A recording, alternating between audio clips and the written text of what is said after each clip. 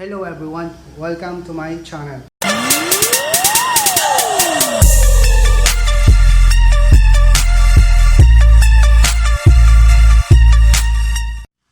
Today guys, we're going to install the wire. That wire there.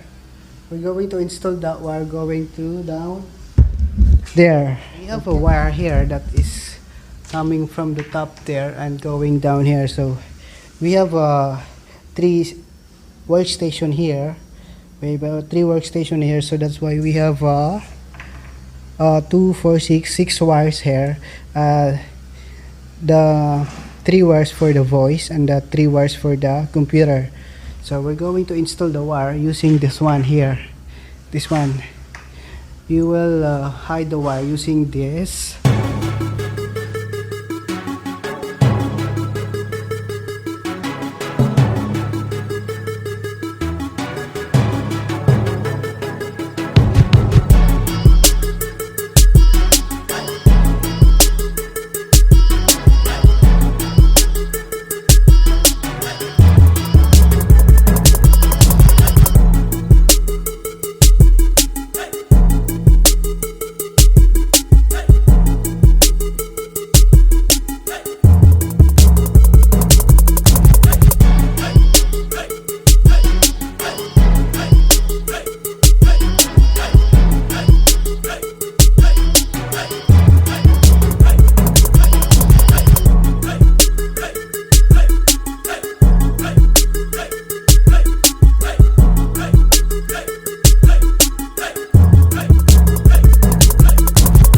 Just install this one here, and this is done. This is not yet done because we're going to put the other, the one. This is the pull box here. We're gonna put the IO here, and there is also here and there.